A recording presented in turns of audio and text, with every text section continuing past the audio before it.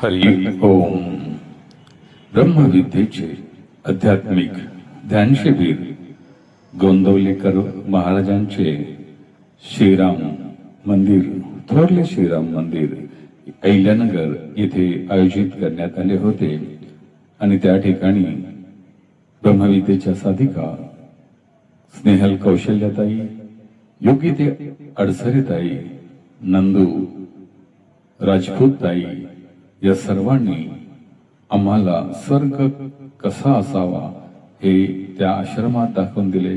Doctor Kulkarni आणि त्यांच्या धर्मपत्नी यांनी जी काही सेवा साधकांना दिलेली आहे ती अप्रतिम आहे. योगाचार्य कृष्णकुमार शिनलकर सर यांचे स्वागत करताना सर्वजण मनापासनं हृदयापासनं त्यांचे आभार व्यक्त करत होते. सर्व साधकांनी जी काही अप्रतिम सेवा दिलेली आहे आणि सुंदर असे ध्यान वर्ग तिथे आयोजित करण्यात आले होते. मुख्य आकर्षण म्हणजे सूर्योदयाच्या वेळी गायत्री मंत्रावर ध्यान केली होती. बऱ्याच साधकांना रंग प्रकाश यांची उधळण होत होती. त्यानंतर ब्रेनच्या एक्सरसाइज तिथे करून घेण्यात आल्या होत्या. योग साधनाच्या सचिव सुमद्रा धुमाळ यांनी सुद्धा सर्वांना मार्गदर्शन केले. कृष्णकुमार सिनलकर यांनी सर्वांच्या प्रश्नांची उत्तरं दिली आणि सर्वात महत्वाचे म्हणजे ब्रह्मविद्येचे गुरुकुल असावे. राजगुरुनगरमध्ये त्या गुरुकुलची नीव ठेवण्यात आली होती आणि सर्वांनी त्याला भरभरून प्रतिसाद दिला. त्या सर्वांचे मनपूर्वक आभार मी ह्या क्षणी प्रकट करत आहे.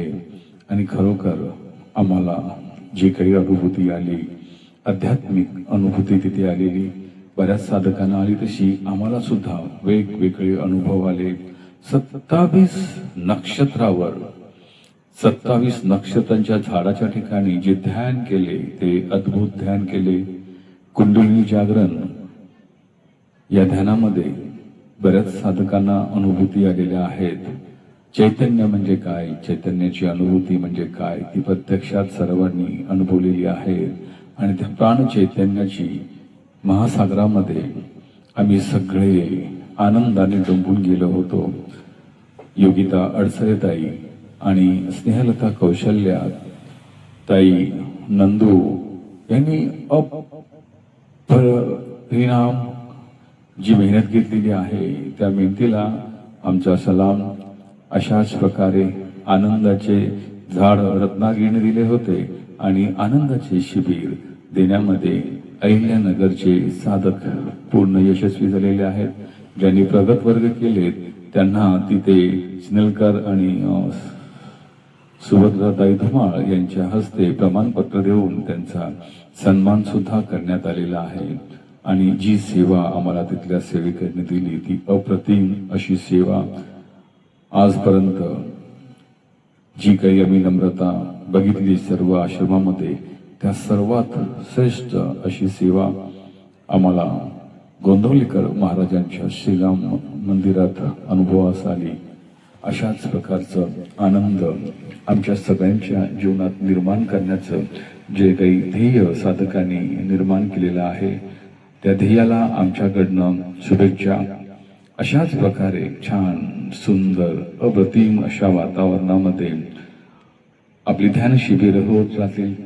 2-2 दिवसाची ध्यान शिबिरं आणि आता पुढे जाऊन आध्यात्मिक ब्रह्मदीक्षा, चैतन्य दीक्षा या सर्व दीक्षा ब्रह्मविद्येच्या मार्फत योग साधना चॅरिटेबल ट्रस्ट मुंबई पुणे मार्फत आयोजित करण्यात आलेल्या होत्या आणि त्याला साधकांनी भरभरून प्रतिसाद दिलेला आहे.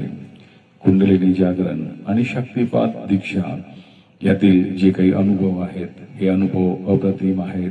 काही साधकांना आत्मसाक्षात्कार आणि त्याचा प्रकाशाचे दर्शन सुद्धा झालेलं आहे. तर मी सर्वांना आवाहन करेन की जे काही आपलं गुरुकुल स्वप्न आहे की भारतात पुन्हा एकदा अध्यात्माचा शक्तीचा, आनंदाचा आणि मोक्षाचा प्रचार झाला पाहिजे. आणि जो संकल्प आहे की प्रत्येक साधकाला त्याच्या घरालाच स्वर्ग बनवता आला पाहिजे, त्याच्या घरामध्येच त्याला मोक्ष मिळाला पाहिजे आणि घरामध्ये स्वर्ग निर्माण करून आपल्या घरातल्यांवर प्रेमाचा वर्षाव करता आला पाहिजे. तर हे प्रेम, हा आनंद आपल्या सर्वांसाठीच असेल आणि आपण सर्वजण ह्या आनंदाच्या महासागरामध्ये, चैतन्याच्या महासागरामध्ये सत्याला तुम्ही प्राप्त व्हाल. भ्रमात्म मुक्ती होऊन, अंधारात्म मुक्त होऊन प्रकाशाचं आलिंगन तुम्हाला भेटेल. त्याचबरोबर आपलं संपूर्ण जीवन प्रकाशामध्ये व्यक्त करण्याची जी असीम साधना आहे, या साधनेकडे आपल्या सगळ्यांचा प्रवास सुरू झालेला आहे. आणि मला पूर्ण विश्वास आहे की ह्या जीवनामध्येच तुम्हाला तो आनंद, तो प्रकाश, ते सत्य प्राप्त होईल आणि ब्रह्मविद्येची सर्वश्रेष्ठ दीक्षा तुम्हाला प्राप्त होईल. बरेचशा सहसहायक शिक्षक मीनाक्षीताई पटेल, अभिरुचिताई पाटे यांनी सुद्धा फार सुंदर पद्धतीने त्यांना सहकार्य केले होते. जिथे जिथे गरज लागेल तिथे तिथे त्या सेवा देत होत्या. शिकणं, सेवा देणं आणि अहंकारातनं मुक्त होऊन काम करणं ही त्यांची जमेची बाजू आहे. आणि अशाच आनंद शिबिरामध्ये सातत्याने भाग घ्यायला आम्हाला तरी आवडेल. आम्ही तिथे शिकण्यासाठी जातो, प्रेम घेण्यासाठी जातो आणि असंच प्रेम, कायमस्वरूपी प्रेम आम्हाला सर्वांकडनं मिळत राहील आणि आम्ही सुद्धा आमच्याकडनं प्रेमाचा वर्षाव सातत्याने साधकांवर करत राहू. प्रेम, ज्ञान, आनंद आणि शिलकर सरांनी जे सातत्याने घोषवाक्य दिलेलं आहे,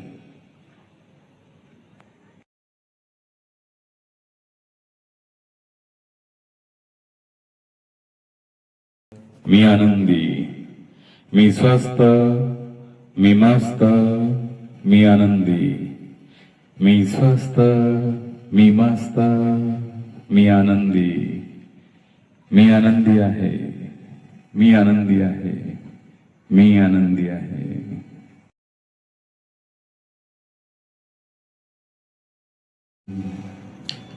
ब्रह्मविद्येच्या या आध्यात्मिक कार्यशाळेत आपल्या सर्वांचे स्वागत आहे.